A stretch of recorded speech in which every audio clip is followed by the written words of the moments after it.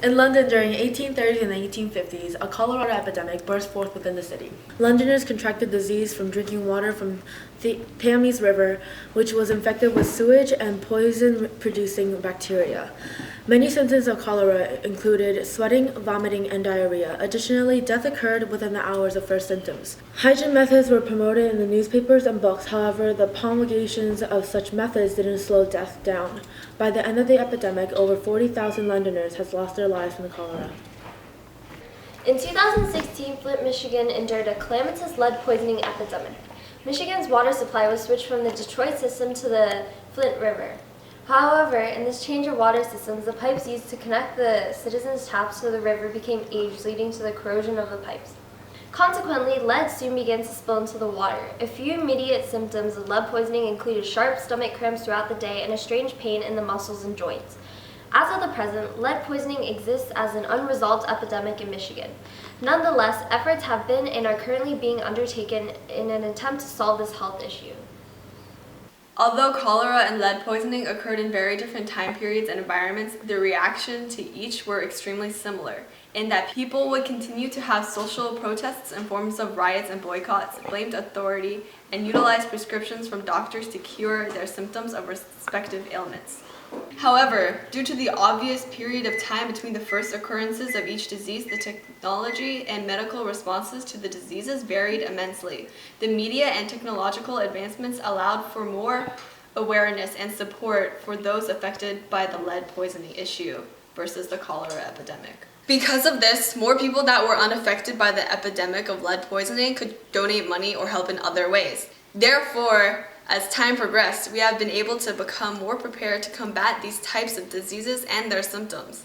The negative repercussions of each respective disease have diminished greatly, and we no longer have to live in fear of mysterious illnesses such as lead poisoning and cholera. In both cholera and lead poisoning epidemics, some form of authority was blamed. Initially, before more convincing research was conducted, most Londoners believed that God was punishing them. We must have sinned greatly, and so God's punishment is being exacted upon us. Some people went to church, some people prayed. Others didn't share the same opinions. Others were furious. They had riots around mass graves and political buildings. After the discovery of the unlawful levels of lead in the new water system in Flint, Michigan, many were quick to blame the government.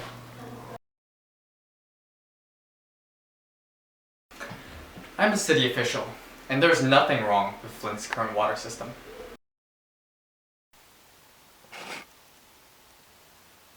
I cannot believe the government would risk our health. We have been in this epidemic for months. The government and administration must switch our water system quickly, but they are taking way too long. I agree completely. Right? The blame of authority in both situations led to many protests, riots, and boycotts. As the cholera epidemic hit Britain in 1831 and 1832, there was a wild spread of public fear.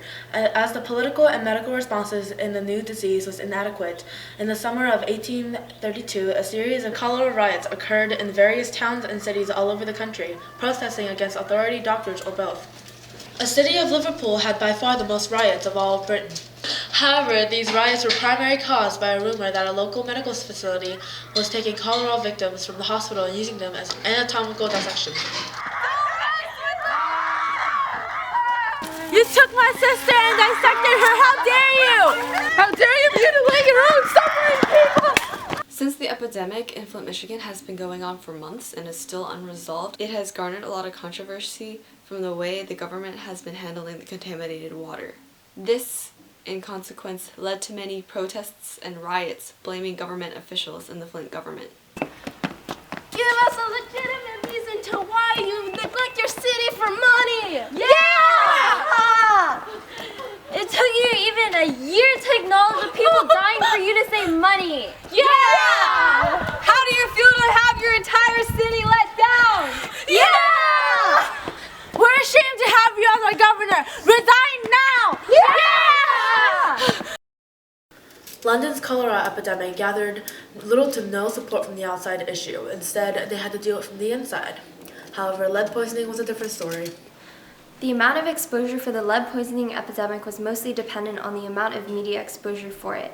However, for cholera, there was no way to expose information on a mass scale.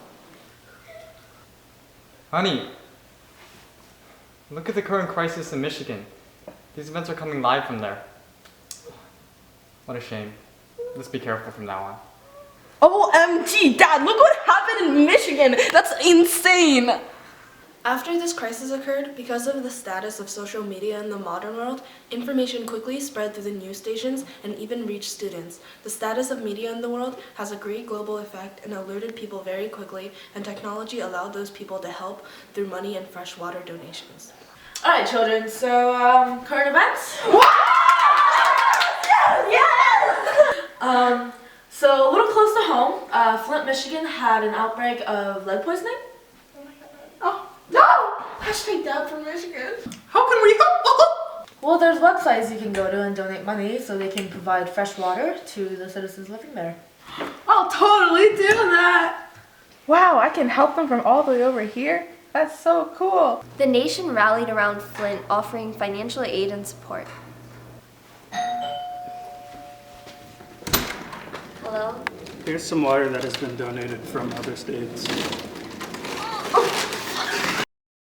Unfortunately, amid the time, most people in London incorrectly believed that cholera was spread through bad odors, as many public health figures theorized. For example, when Edwin Chadwick, an English social reformer involved in public health, met with a parliamentary committee in 1846, he spoke, "All smell is, if it be intense, immediate acute disease."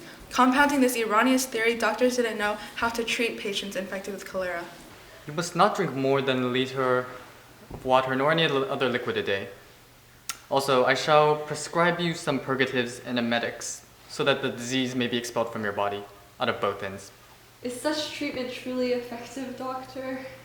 Certainly. You have nothing to worry about, but I shall have to place you under quarantine for some time. Cholera is a miasmic disease, so we wouldn't want you to exhale on anyone and thus spread the illness. Now, remain still.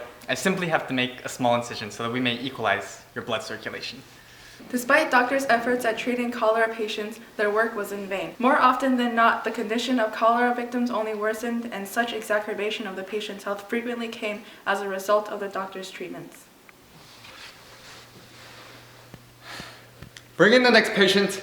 Due to the poor treatment options at the time, tens of thousands of Londoners perished from the cholera epidemic.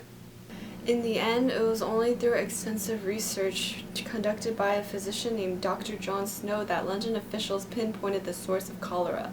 In his medical book regarding the spread of cholera, Dr. John Snow noted, "There were deaths from cholera amongst persons afloat on the Thames River." Thus, Londoners understood that the Thames River was the main contagion of the illness, recognizing that cholera was a waterborne disease. Though dubious at first, London officials eventually conceded to Dr. Snow's theory of cholera as a waterborne disease. A plan for a modified sewage system was executed, and by 1854, the cholera epidemic had been completely subdued. However, thanks to advancements in technology and medicine, doctors and scientists were able to effectively treat and locate the source of lead poisoning. Due to technological advances, we've been able to conduct water tests that show that unlawful levels of trihalomethane, which is a chlorine byproduct that's found in cancer and other diseases, was existing in the Flint water supply. Doctor, I have been experiencing vomiting and sharp stomach cramps throughout the day. I think I might have lead poisoning, but I'm not sure. Well, us doctors are able to test for lead poisoning and physical effects of lead poisoning through methods such as chelation therapy. What's that? In fact, it's when synthetic solution EDTA, which was developed thanks to advancements in modern medicine and technology, is injected into the bloodstream to remove heavy metals or minerals through the receiver's urine. This advancement has helped save the lives of thousands of children in the US and will continue to save many more lives in the lead poisoning crisis. Why, that's wonderful and very helpful. Yes, our response time to this crisis to treat patients has been very fast because we already have the technology developed to deal with it.